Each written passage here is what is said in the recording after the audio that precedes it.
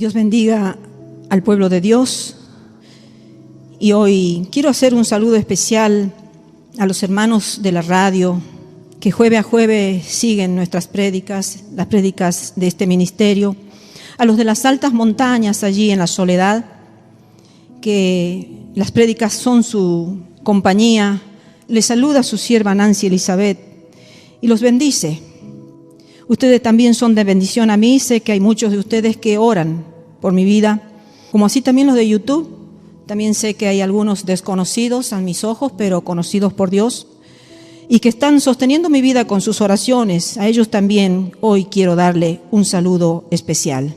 Desde San Miguel de Tucumán, Argentina, hoy estamos nuevamente en un encuentro para poder seguir estudiando la palabra de Dios.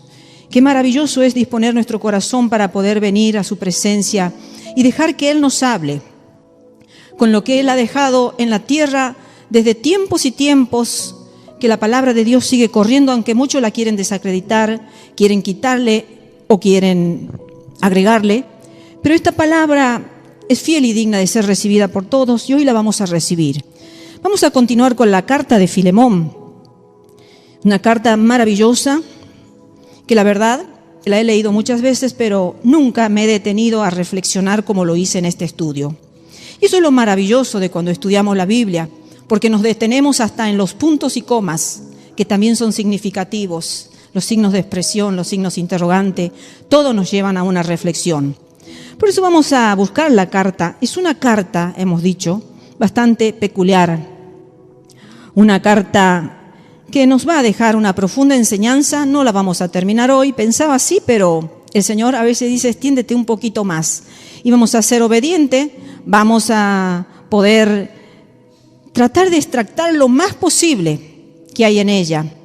Todas las enseñanzas que el Señor nos ha dejado a través de esta carta particular que fue escrita a una persona llamada Filemón y que hoy nos vamos a focalizar en la esencia de Filemón. Qué hermoso es saber cuál es nuestra esencia, ¿verdad? A veces pasamos la vida entera y ni siquiera hemos hecho un análisis de nuestra vida. Nunca hemos dicho al Espíritu Santo, Espíritu de Dios, muéstrame mi esencia. Porque a veces creemos tener una, pero cuando nosotros les pedimos al Señor que nos revele la esencia, nos vamos a dar cuenta cómo esos pensamientos que teníamos de nosotros empiezan todos a caer por tierra. Y a veces, hermanos, tenemos que pedir un favor a alguien. Y primero pensamos si lo haremos. Depende de la persona. A veces queremos pedir un favor y nos paralizamos. Y pensamos, ¿podremos pedirle un favor a esta persona? Y nos retraemos, porque sabemos en nuestro interior que no podemos. Ni debemos, en algunos casos. Y bueno, esta parte de la carta maravillosa, donde nos vamos a focalizar hoy en Filemón, vez pasada lo hicimos en Onésimo, el esclavo. Hoy nos vamos a focalizar en su amo, Filemón. Y vamos a aprender algo muy profundo que el Señor nos va a enseñar. La vez pasada hemos estado analizando de una manera general toda la carta. Y hoy vamos a empezar a desmenuzar versículo a versículo. Dios nos ayude, nos dé la fuerza para poder ir viendo todo lo que el Señor quiere que nosotros hoy recibamos de parte de Él a través de esta carta. Y dice así el versículo 1, Pablo, prisionero de Jesucristo, y el hermano Timoteo, al amado Filemón, colaborador nuestro. Esa es la presentación de esta carta. Y vemos cómo esta carta a Filemón realmente es maravillosa, porque vemos en ella a Pablo pidiendo un favor. Qué difícil que es pedir favor.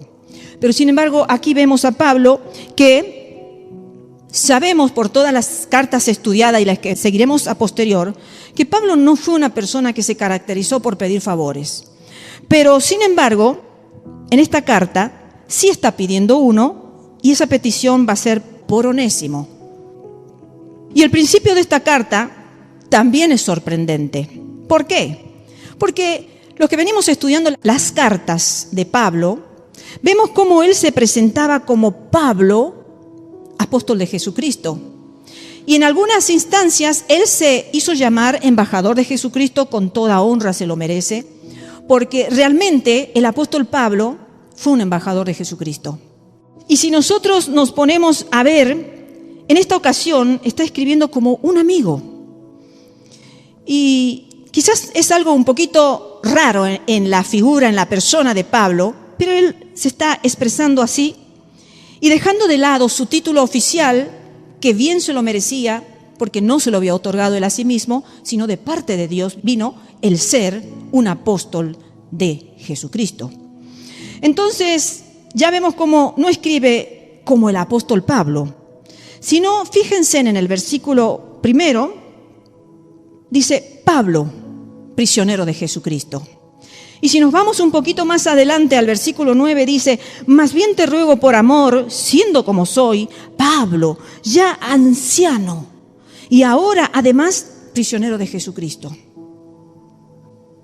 Estaba reflexionando cómo la vida nos va tratando, hasta el punto que podamos llegar a esa madurez que yo amo sinceramente.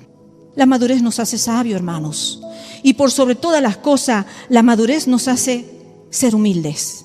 A los que dejamos que Dios nos trate en el camino, en el desierto que tengamos que atravesar, el desierto, el camino, lo que sea que nos toque vivir, nos va transformando. Pablo vivió tiempos que vivía arriba de los barcos, caminaba por tierra, llevaba el evangelio como sea, pero también le tocó los tiempos de cárcel, que no fueron tiempos fáciles, fueron tiempos bastante difíciles. Y seguramente él también iba siendo ministrada su vida, porque no vamos a decir que Pablo no era igual que nosotros, era un hombre igual que nosotros, con sus debilidades, con sus fortalezas. Pero Pablo se dejó tratar por la presencia del Espíritu Santo. Entonces, cuando seamos honestos, llega ya la adultez, la madurez o la vejez, podemos decir, ya no es la misma situación de la persona que cuando era joven. A veces en la juventud somos impetuosos, podemos decir lo que ya hemos atravesado la juventud, que hemos sido impetuosos, que nunca íbamos a imaginar la trata del Espíritu Santo. Y siempre íbamos a pensar que llegaríamos a la madurez siendo lo que somos cuando somos jóvenes. Pero llega esos tiempos donde el apóstol estaba ya anciano y estaba preso y estaba también solo, como lo vamos a ver en otras versiones que vamos a ir leyendo. Entonces, desde el principio de esta carta, ya Pablo vemos como que está aplazando y está postergando la referencia a su autoridad, que realmente la tenía, y hace su petición apelando exclusivamente al amor. Por eso, cuando empezaba a estudiar la carta de Filemón, dije, esta es una carta puramente de amor, porque realmente él apela por amor.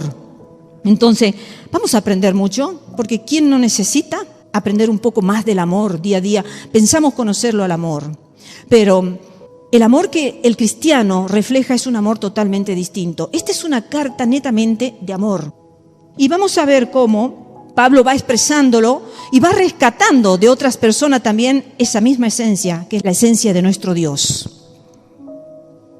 Entonces, vamos al versículo 2 y 3, donde dice, y a la amada hermana Apia y Arquipo, nuestro compañero de milicia, y a la iglesia que está en tu casa, gracia y paz a vosotros, de Dios nuestro Padre y del Señor Jesucristo. Antes de seguir avanzando, porque estamos viendo acerca del amor, como Pablo realmente va a expresar una situación particular en esta carta, recordé las palabras de nuestro amado Señor Jesucristo. Y el Señor me llevó a Mateo 22, capítulo 37 al 39, se los leo. Allí se le presenta a Jesús, un intérprete de la ley fariseo, y le pregunta para tentarle, ¿cuál es el gran mandamiento en la ley? Y Jesús le responde, amarás al Señor tu Dios con todo tu corazón y con toda tu alma y con toda tu mente. Este es el primero y más importante mandamiento, y el segundo es semejante al primero, amarás a tu prójimo como a ti mismo. Fíjense en que estas palabras no las escuchó realmente Pablo. Recordemos que Pablo no fue un discípulo de Jesucristo mientras Jesucristo estaba en la tierra. Pero Pablo conocía los 10 mandamientos de la Torá y los conocía muy bien. Los había aprendido con Gamaliel y por lo visto Pablo tenía una mente extraordinaria. Allí en los 10 mandamientos tenemos la primera parte del versículo que se encuentra en Éxodo capítulo 20. En el versículo 1 al 4 hablan del amor a Dios, del compromiso que tenemos como seres humanos hacia Dios, del amor que Dios nos tiene a nosotros. Y luego, de los versículos 5 al 10 de Éxodo capítulo 20, se habla con respecto al prójimo, los deberes que el prójimo tiene, porque realmente está expresada la moral pura y santa de nuestro Dios. Si quieren enfatizar y conocer un poquito más de esto, yo les ruego que vayan a nuestro canal y busquen la prédica del amor. Es una prédica maravillosa, no la di yo, la dio nuestra hermana Natalie, y van a encontrar una profunda sabiduría en estos mandamientos. Tómense en el tiempo de escucharla a esta prédica. No va a ser pérdida de tiempo, va a ser ganancia. Y así vemos cómo Pablo realmente, aunque no había escuchado las palabras de nuestro Señor Jesucristo, esos 10 mandamientos estaban resumidos, como en otra oportunidad nuestro Señor dijo también que toda la ley y los mandamientos están resumidos en 2. Amar a Dios en primer lugar y luego al prójimo, como nos amamos nosotros mismos. Entonces Pablo estaba entendiendo y realmente sabía lo que era amar a Dios y amar al prójimo. Bien, entonces, cuando aquí está haciendo alusión a Apia y Arquipo, en el versículo 2, no se sabe a ciencia cierta quiénes eran Apia y Arquipo, porque realmente la Biblia no lo confirma. Pero se ha sugerido que Apia podría ser la mujer de Filemón y que Arquipo podría ser el hijo, porque ellos también tendrían mucho interés en la vuelta de Onésimo, que era su esclavo fugitivo. Y recordemos un poquito que las mujeres eran las amas de los esclavos, que en realidad ellas también daban órdenes en la casa y ellas también estaban cuidando el movimiento, el funcionamiento de la parte de los esclavos. Entonces, ¿qué más que no iban a estar interesados en que Onésimo regresara? Sin duda que Arquipo también había estado en la obra de Cristo con Pablo, porque fíjense que allí Pablo dice: y a la amada hermana Apia y Arquipo, nuestro compañero de milicia, y a la iglesia que está en su casa. Entonces vemos cómo Pablo está llamándolo compañero de milicia. Entonces eran militantes iguales en la causa de nuestro Señor Jesucristo. Luego llegamos al versículo 4 y 5, dice: doy gracias a mi Dios, haciendo siempre memoria de ti en mis oraciones, porque oigo del amor y de la fe que tienes hacia el Señor Jesús y para con todos los santos. Está muy claro en lo poco que vamos leyendo y en lo que seguiremos leyendo y en lo que hemos estudiado en la prédica anterior, que Filemón era un hombre al que era fácil pedirle un favor. Porque como hemos dicho al principio, a veces llegamos hacia determinadas personas y nos paralizamos y hasta buscamos la forma y la estrategia de ver cómo le vamos a pedir un favor. Pero sin embargo, vemos que realmente Filemón era un hombre donde no iba a costar pedirle un favor. Qué hermoso que haya personas que nos brinden esa confianza de que podemos llegarnos a ello en momentos de necesidad. Los favores surgen en los momentos de necesidad. Entonces el versículo 6 dice: para que la participación de tu fe sea eficaz en el conocimiento de todo el bien que está en vosotros por Cristo Jesús. Todos los creyentes conocían su fe en Jesucristo y su amor a los hermanos. Y fíjense que esa noticia había llegado hasta la misma Roma, a donde estaba Pablo preso. Qué hermoso, hermanos, que todos conozcan nuestra fe. Yo a veces me pregunto, ¿serán que con solo vernos ya nos están identificando y están conociendo en quién creemos? La gente, las personas, nuestros hermanos en la fe también. Porque a veces en la iglesia van muchos hermanos, pero no a todos se conoce la fe en Jesucristo. Hay algunos que nosotros ya lo tenemos determinado y decimos: este es hermano, conozco la fe que tiene en Jesucristo. Pero hay otros que dudamos, que nos guardamos el pensamiento. Pero aquí dice que todos conocían su fe en Jesucristo que tenía Filemón y también conocían el amor a sus hermanos. Qué hermoso que nos recuerden así a nosotros algún día. el poco tiempo que nos hayan conocido o el mucho, en nuestra trayectoria, que ya puedan decir, estos hermanos aman a Jesucristo y aman a los hermanos. Eso nos tiene que caracterizar, hermanos, porque es parte de la vida cristiana. Y tal era el testimonio de Filemón que empezó a correr hasta llegar a Roma. Y aún un poquito más, llegó hasta la cárcel. Fíjense en que a veces nosotros pensamos que hay territorio donde el testimonio de algunas personas nunca va a ser posible llegar, porque en las cárceles son prisiones, hay murallas, no puede entrar cualquiera. Pero sin embargo, cuando hay propósito divino, nuestro testimonio va a correr hasta los lugares que nunca hemos pensado. Nuestro testimonio de fe y de amor va al Señor a hacerlo correr y correr y correr. El testimonio de Filemón era uno de ellos, que había llegado hasta la misma cárcel, hasta donde estaba Pablo. Y todos los hermanos, dice que conocían de su fe. Luego el versículo 7 dice, pues tenemos gran gozo y consolación en tu amor, porque por ti, oh hermano, han sido confortados los corazones de los santos. Yo me imagino que la casa de Filemón debe haber sido así un tipo oasis en el desierto.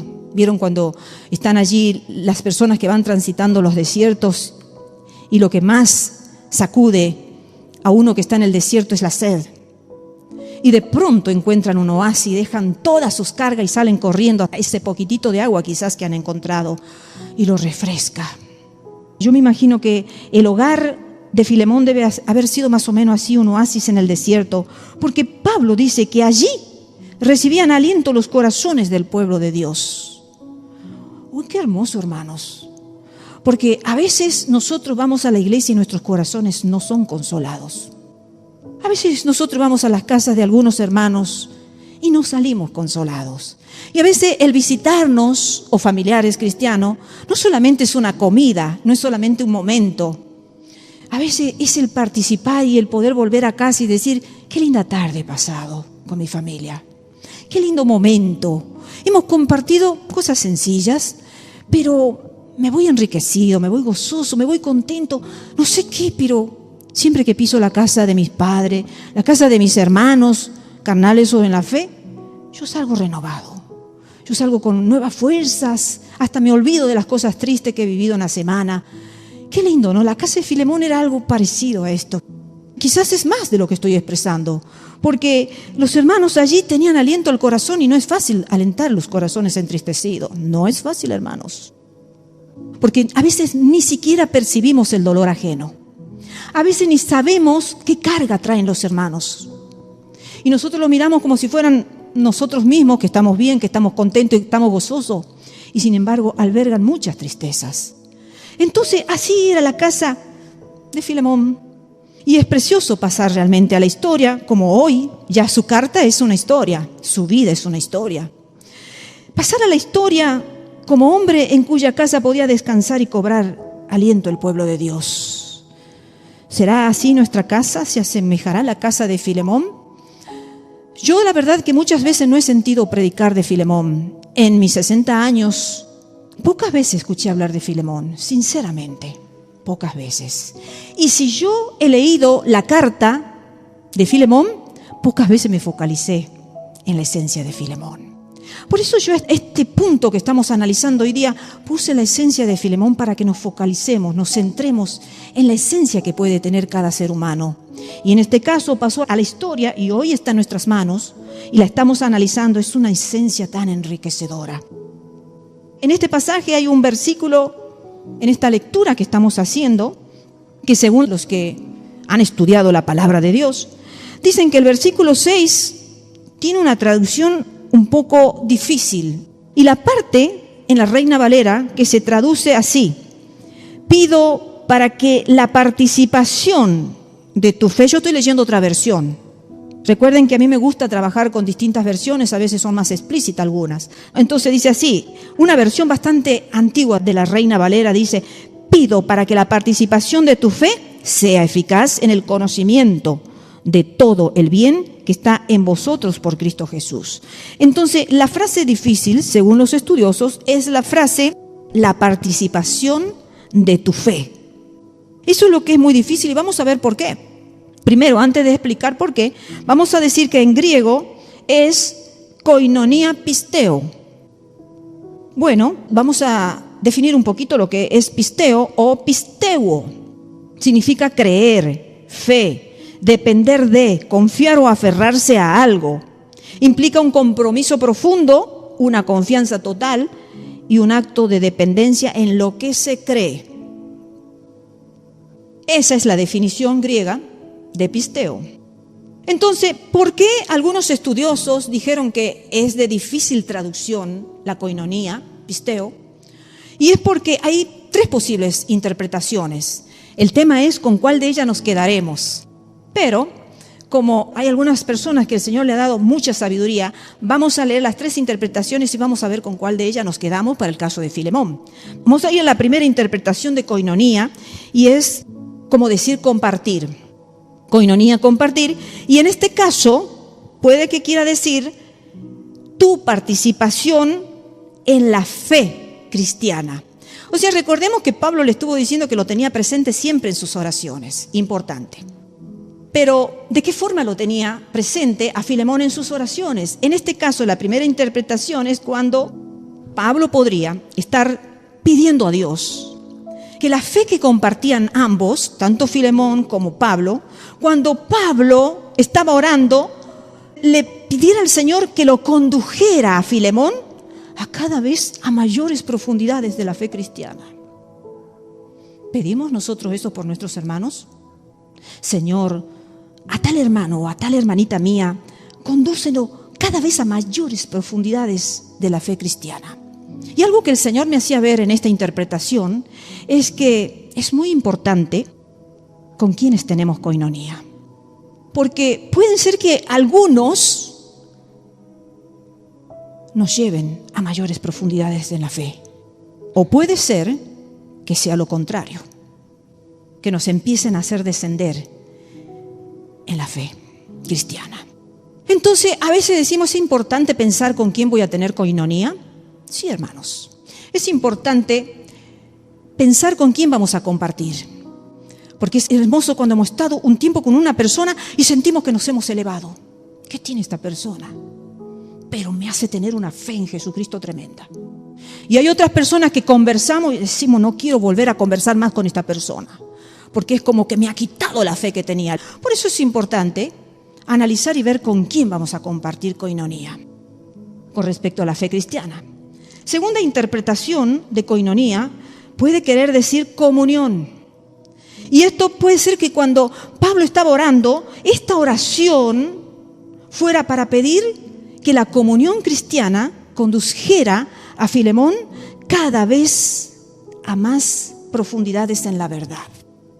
Son oraciones atípicas, porque a veces nos acostumbramos a decir, Señor, te pido que fulanito de tal consiga lo que está buscando, un trabajo, sea un trabajo, una casa que está buscando, quiere conseguir un coche, un auto, para poder ser más fácil ir a la iglesia. Y en fin, podemos estar orando por tantas cosas materiales que se necesitan en la vida.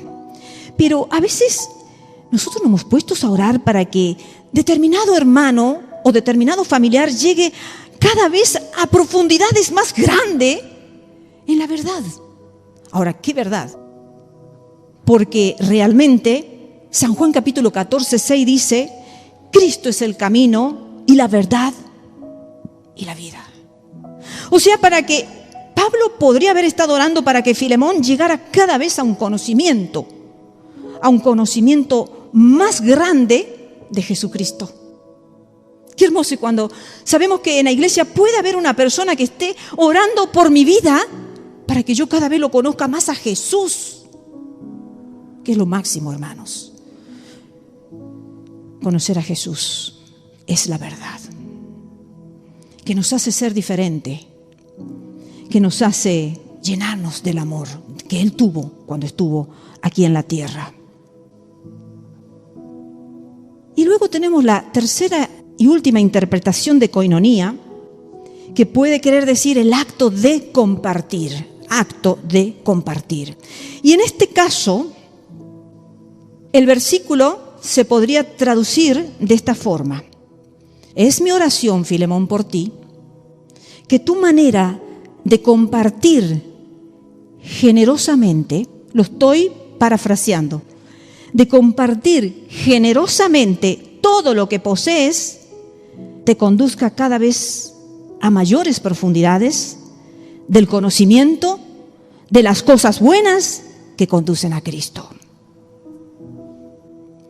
Se cree que esta tercera interpretación es la correcta, la que Pablo realmente estaba usando para esta ocasión.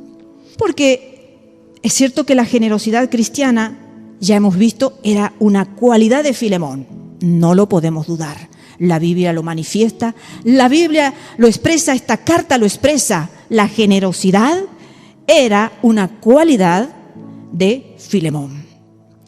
Tenía amor al pueblo de Dios y en su casa descansaban y recuperaban fuerza los hermanos.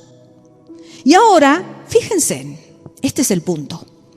Ahora Pablo le va a pedir a este hombre tan generoso que sea aún más generoso.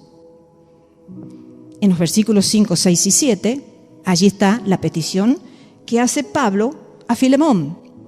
Y yo me quedé pensando, pedirle a un egoísta que sea generoso sería lo correcto, porque a veces hay que enseñarle a los hermanos a ser generosos. Entonces, si nosotros nos llegamos a una persona que es egoísta y la instruimos, le enseñamos, la aconsejamos a que sea generosa, estaría bien, porque es la faltante de su vida, el ser generoso. Pero Pablo le está pidiendo a alguien generoso que sea más generoso. ¿No nos hace pensar usted, hermanos, esto realmente? Decir que me voy a llegar a un hermano o una hermana que yo sé, no hay forma de dudar, que es generoso, a pedirle que sea más generoso. Porque esto quiere decir, hermanos, miren las profundidades de Pablo, que aprendemos más y más de Cristo ayudando a otros.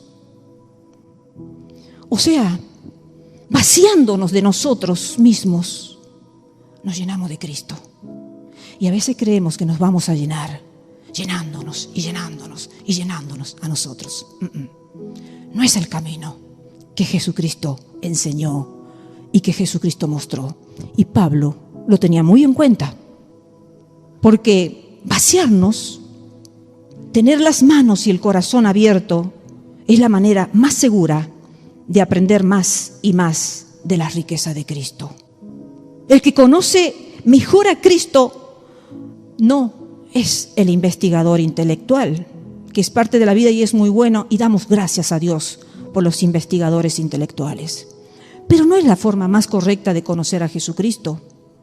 Ni siquiera un hermano, una hermana que pase horas y horas y horas, o una vida de oración, que es algo realmente importante, sustancial en la vida de un cristiano, la oración.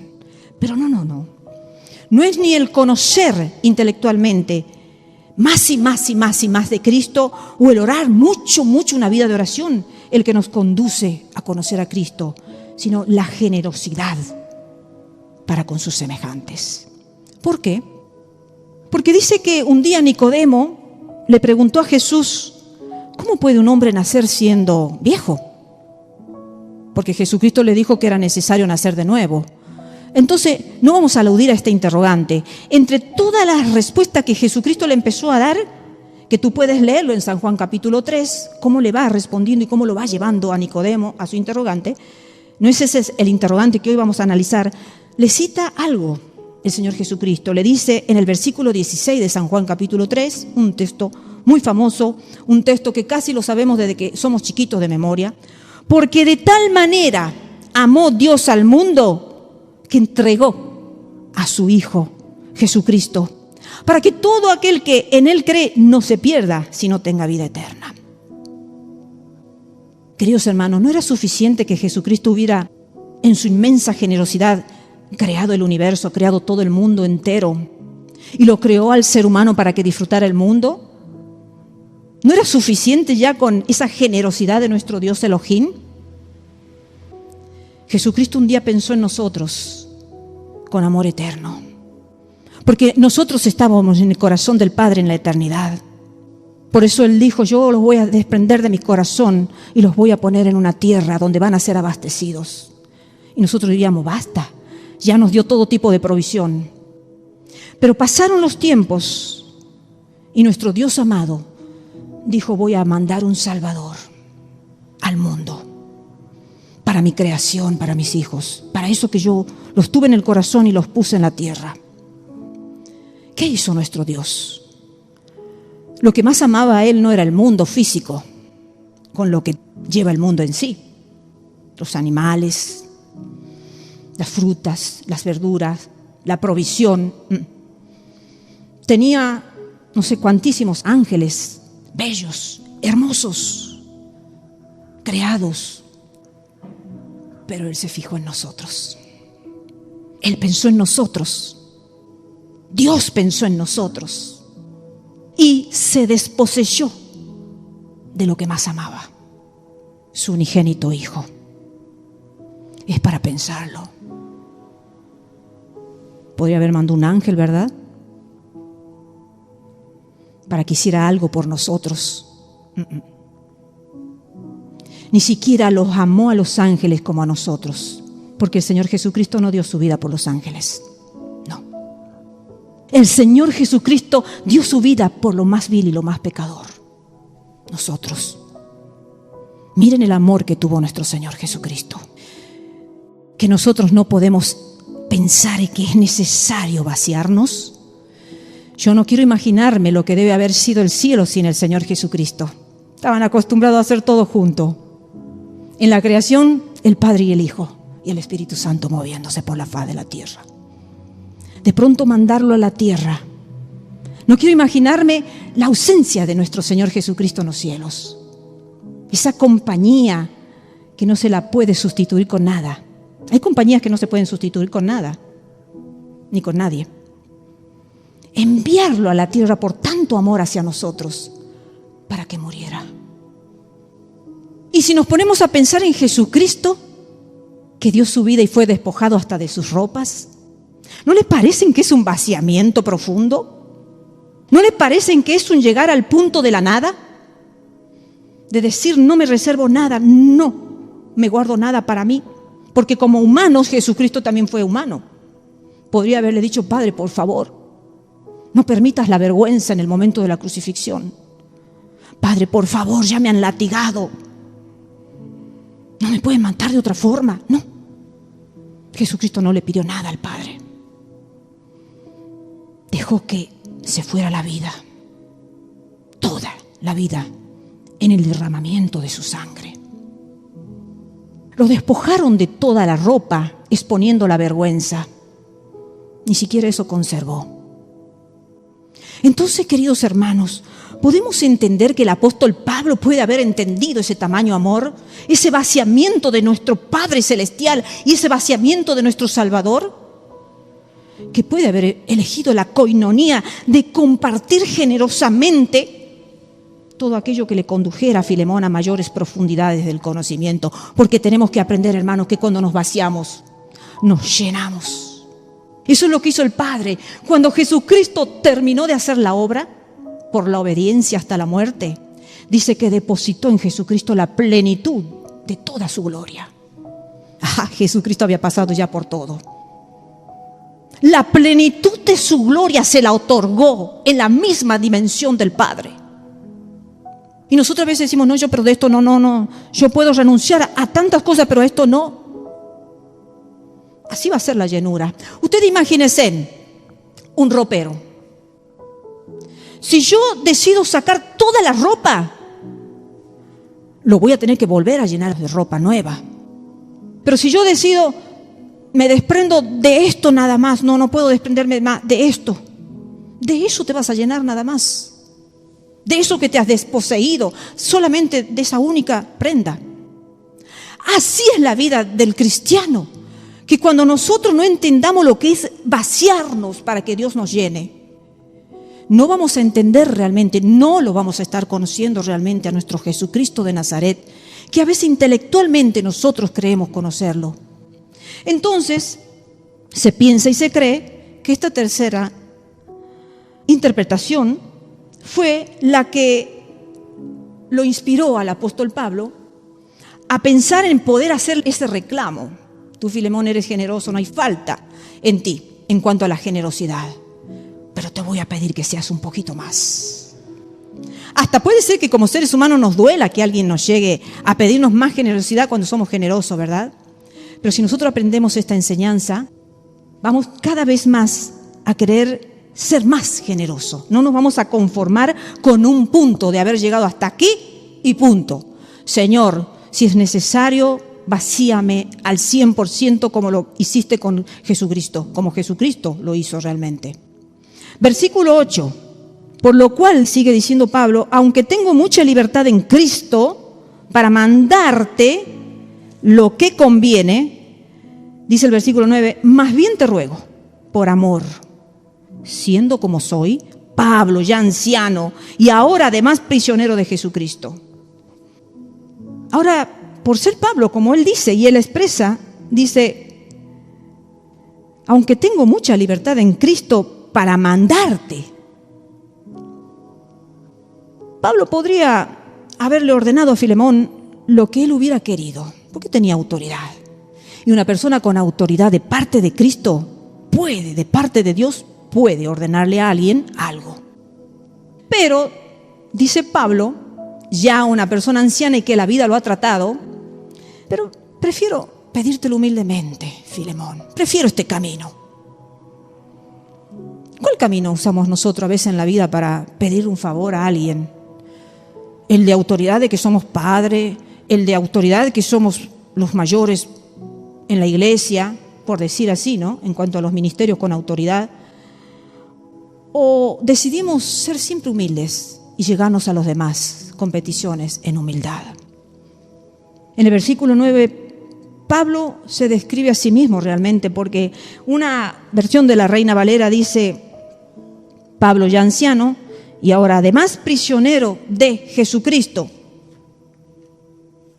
Un hombre que ha llevado una vida dura y ahora se encuentra solo y cansado. A veces son necesarios los momentos de soledad, de cansancio y la madurez en nuestra vida. Porque ya no pensamos como pensábamos 10 años atrás.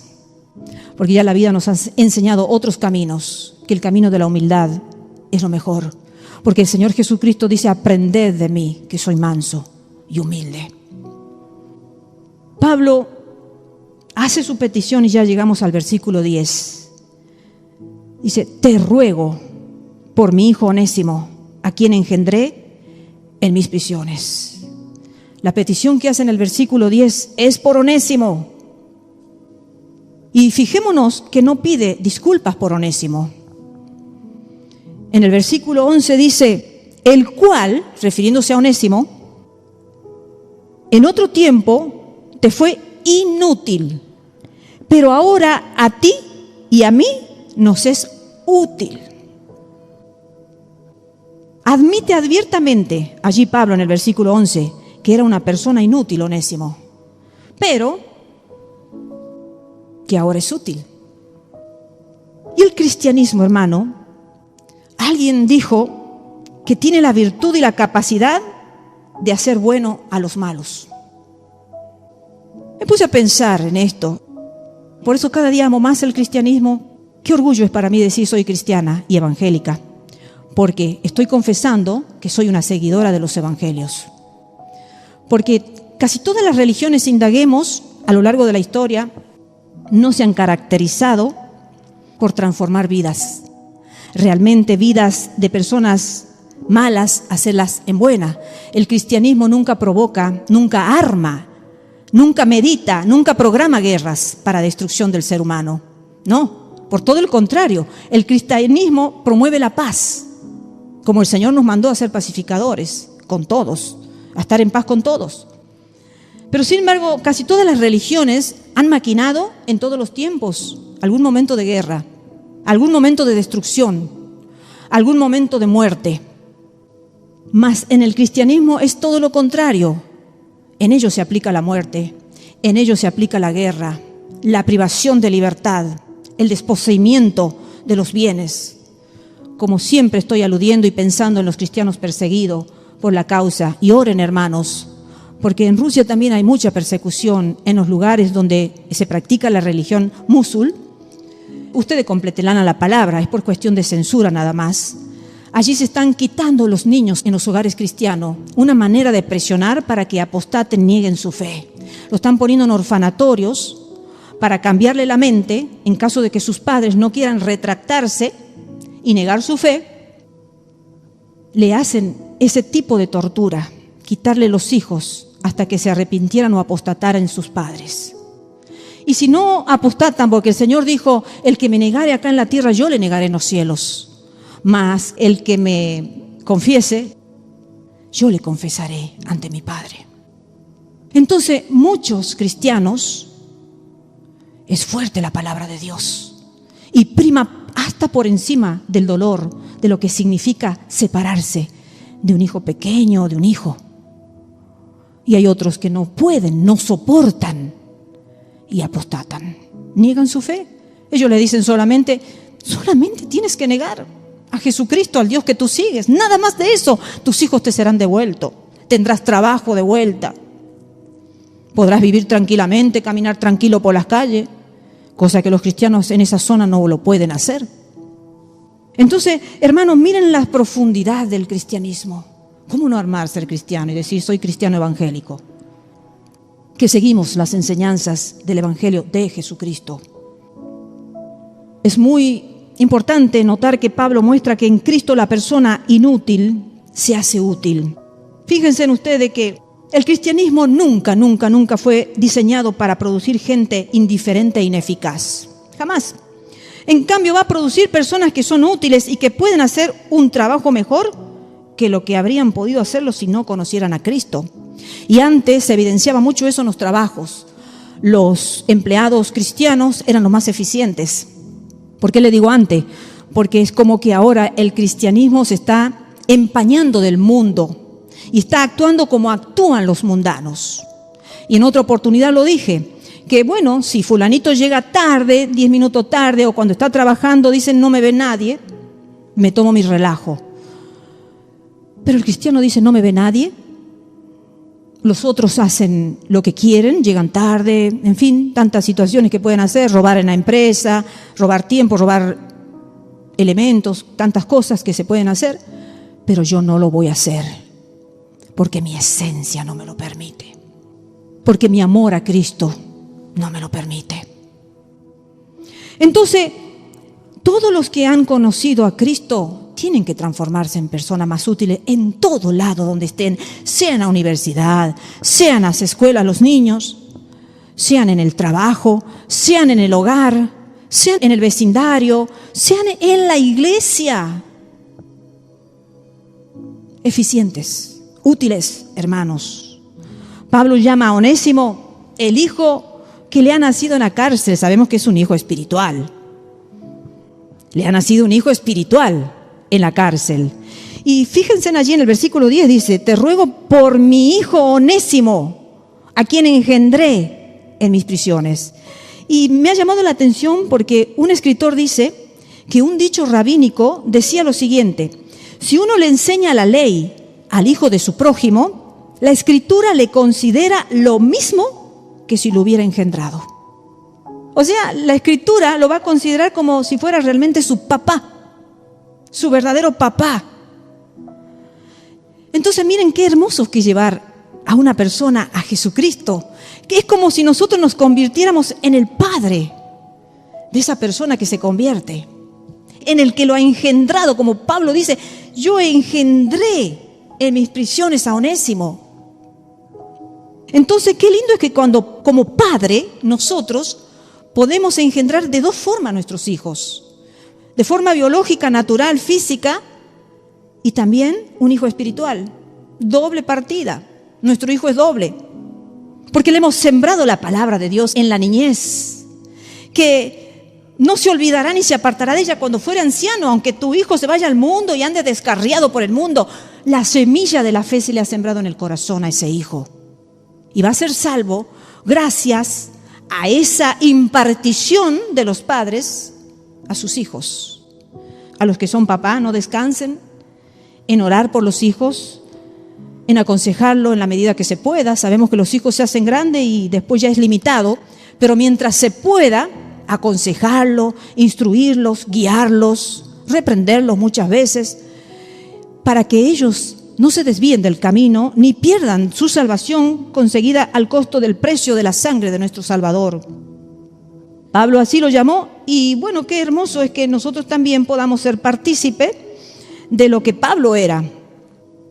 Un padre espiritual, no solamente de Onésimo. Sabemos la obra que hizo Pablo y cuántos hijos en el mundo entero engendró espiritualmente para aquellos que tuercen la Biblia, ¿no?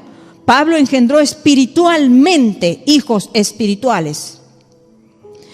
Entonces, en el versículo 2 vemos que tiene doble sentido. Leamos el versículo 12, dice, el cual, o sea, remitiéndose a Onésimo, vuelvo a enviarte. Tú pues recíbelo como a mí mismo. Tiene un doble sentido esta frase, enviándotelo de vuelta, porque Pablo escribe, estoy enviándotelo de vuelta, pero el verbo anapempein, de ahí la importancia del griego, que a veces a algunos no les gusta, pero a mí me gusta porque son raíces importantes que nos dan un discernimiento un poco más amplio.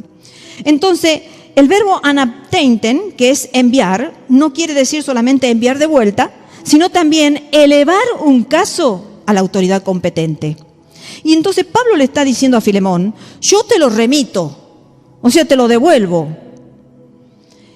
También para que tú des el veredicto sobre Onésimo, pero que esté de acuerdo con el amor que debes tener.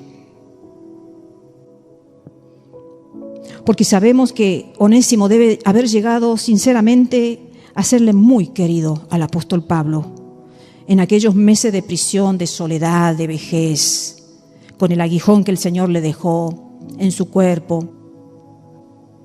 Le debe haber llegado a ser muy, muy útil y muy querido Onésimo.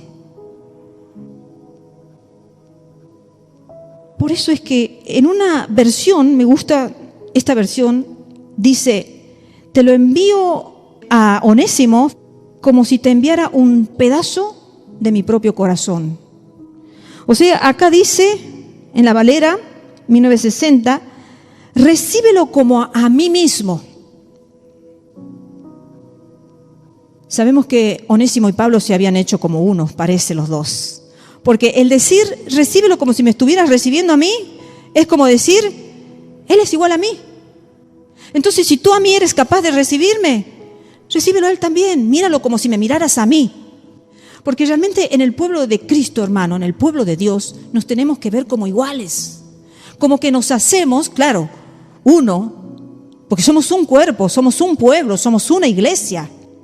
Uno, en Cristo. Claro, lamentablemente a veces no podemos generalizar porque no se puede tener compañía con el yugo desigual. Y a veces dentro de las iglesias hay muchos yugos desiguales. Pero con aquellos que son nuestros hermanos genuinos, cristianos genuinos, podemos hacernos uno. Y cuando hay un dolor en ese hermano, dolernos tanto como él. Cuando hay un faltante, cuando hay una situación difícil, atravesarla con el hermano en oración como si fuera nuestra situación.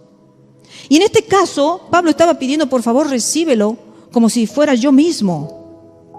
Entonces llegamos al versículo 13, dice, yo quisiera retenerle conmigo, para que en lugar tuyo me sirviesen mis prisiones por el evangelio. Claro, no es que está siendo egoísta, Pablo está diciendo, se te lo ha escapado a ti y ahora está conmigo, sino que Pablo realmente lo necesitaba por sus prisiones.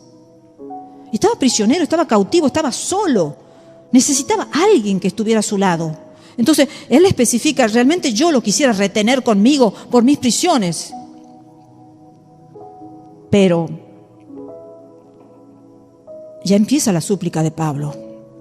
El versículo 14 dice,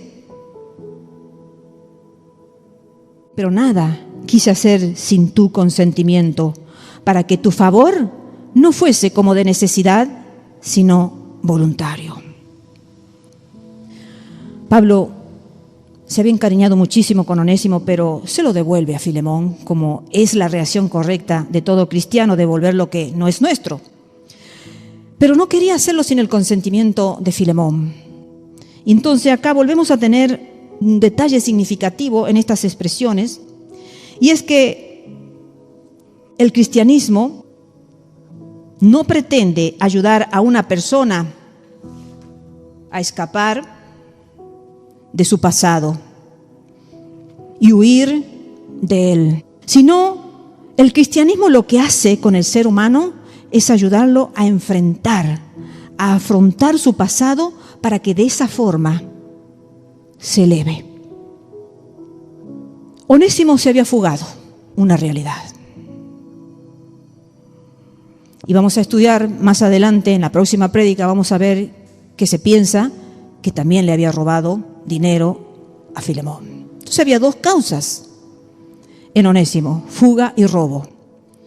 Entonces, Pablo tenía que volverlo atrás. Tenía que hacerlo asumir sus consecuencias. Tú eres un fugitivo. Tenía que hacerle ver las consecuencias de lo que había hecho para que se pueda elevar por encima de ellos. Por eso a mí no me gusta el cristianismo o el evangelismo en donde se predica sin hacerle ver las consecuencias de su pecado. A la persona no solamente hay que llegársele hablando del amor de Cristo, que es lo máximo, y es lo que estamos tratando y hablando y viendo. También el cristianismo tiene que hacerle ver a la persona su condición de pecador. Y si que no se arrepiente, ¿cuál va a ser su destino? Como pecador no arrepentido. Por eso decimos que el cristianismo no es una evasión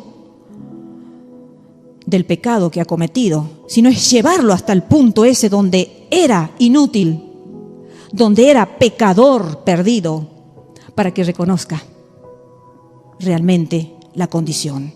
Y eso es lo que Pablo está haciendo. En ningún momento Pablo está evadiendo lo que Onésimo ha hecho.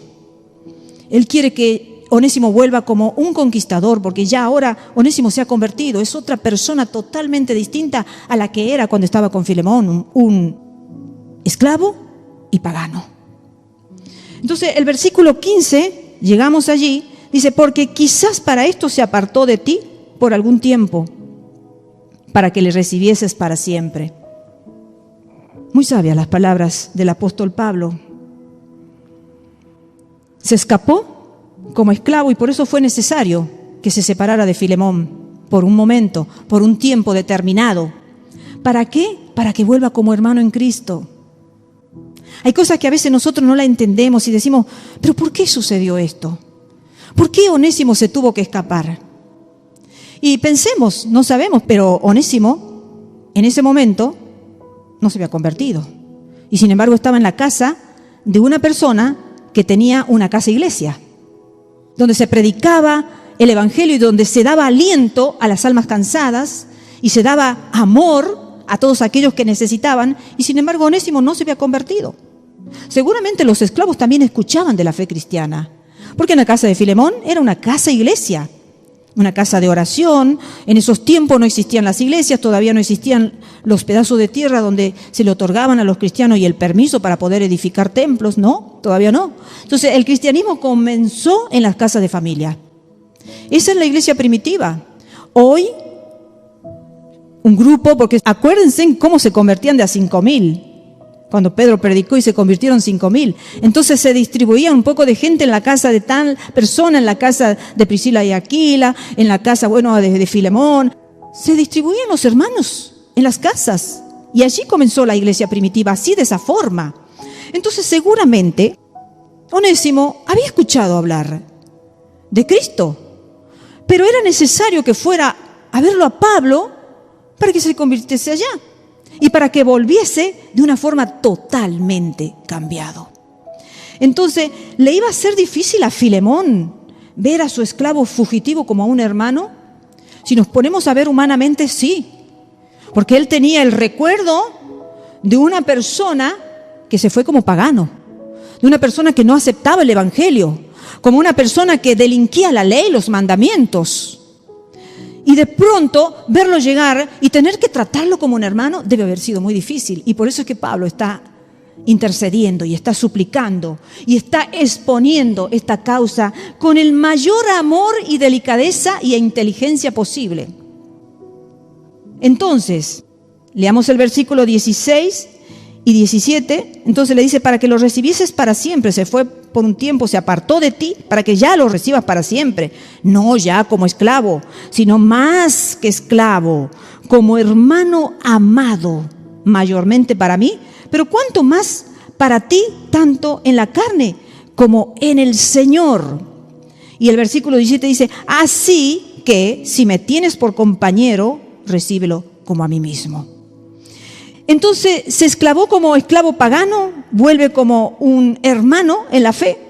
Y por eso es precisamente lo que le pide Pablo. Si estás de acuerdo en que tú y yo somos compañeros de milicia, tú estás en la casa de oración y yo estoy militando también de otra forma, en la obra de Cristo somos iguales, y Onésimo es mi hijo en la fe, ahora es mi hijo en la fe, entonces debes recibirle como me recibirías a mí, que es lo que recién hemos explicado.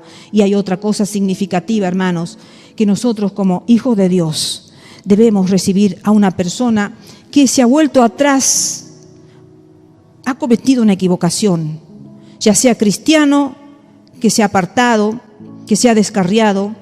Debemos recibirlo con amor, o a una persona impía que se convierta, recibirla cuanto más con amor, porque ha dejado el camino del paganismo, ha dejado el camino del pecado.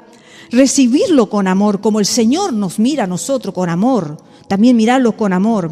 Por supuesto, no tenemos que provocar la desconfianza, ¿no?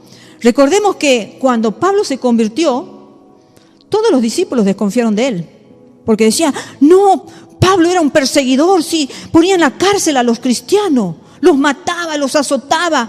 ¿Cómo lo vamos a recibir a esa persona? Pero hubo un intercesor allí. Allí estuvo Bernabé, que intercedió a favor de Pablo y le dijo, él ahora ha tenido un encuentro con Jesucristo y es otra persona. Y con el tiempo la desconfianza se fue perdiendo. Porque es verdad, es que a veces vamos a tener desconfianza con los que antes perseguían a la iglesia de Cristo y ahora están con nosotros. Entonces, para los que se apartan, vuelvan genuinamente a los pies de Cristo, para que como Pablo fue genuino desde su conversión, se vaya la desconfianza que puede haber en el corazón de nosotros, de aquellos que han estado un tiempo con nosotros y se han ido por la razón que sea. Vuelvan genuinamente para recibirlo como un hijo perdonado por Dios y por nosotros, un hijo espiritual perdonado, y también para que la desconfianza se empiece a ir. Entonces, es tan importante que en los caminos del Señor nosotros trabajemos para que la desconfianza también se vaya, porque a veces es difícil con aquellas personas que vienen y que van, que vienen y que van y que no muestran un cambio radical. El apóstol Pablo cambió radicalmente y nunca se registra en la Biblia que Pablo volvió atrás. Como también los discípulos. Cuando cayó el Espíritu Santo en el Pentecostés, dice que fueron transformados totalmente y vivieron su vida de cristiano hasta el fin de sus vidas, totalmente martirizados, muertos. Y cuenta la historia que Onésimo, la historia, porque la Biblia no registra esto, pero la historia sí, que murió lapidado. O sea, Onésimo murió como un mártir, murió apedreado, porque su fe se mantuvo hasta la muerte. Entonces, eso es lo maravilloso de que nosotros debemos realmente vivir, ya cuando decidimos ser cristianos, una vida tan genuina que la desconfianza se tenga que alejar del corazón de muchos, por nuestros errores, provocados por nuestros errores, ¿verdad? Entonces, hermano, que el Señor nos ayude en la coinonía que nosotros tenemos que mostrar ante el pueblo de Dios, que sea una coinonía como la que disfrutaron y vivieron Pablo, Filemón y Onésimo. Que esta carta nos deje la enseñanza tan especial como en esos tiempos. Cambió el corazón de Filemón, cambió el corazón de Onésimo y seguramente vemos ahora a un Pablo totalmente distinto, que puede hablar con humildad, con mansedumbre, porque por lo que se ve Pablo era un tanto tempestivo, ¿no? Un carácter fuerte. Pero con el paso de los años, el Señor hasta esos caracteres fuertes los trata. Y Pablo pudo hablar con humildad para aquello que realmente se necesitaba: mucho amor, humildad, paciencia, mansedumbre, el fruto del Espíritu Santo.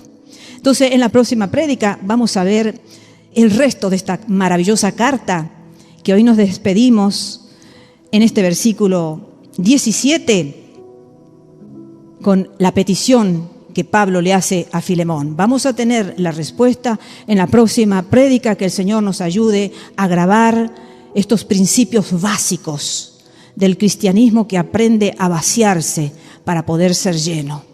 El cristianismo que puede interceder por otro con el amor de nuestro Señor Jesucristo. Interceder para que otro sea elevado. Es muy importante, hermanos. Que el Señor nos ayude, que el Señor nos abra el entendimiento, que el Señor nos posicione en una verdadera vida cristiana y no en una similitud de cristianismo. Porque hoy se está viendo similitud, hermanos. No se está viendo genuinidad cristiana. Y vamos a aprenderlo con Filemón. Que Dios nos ayude y nos bendiga a todos.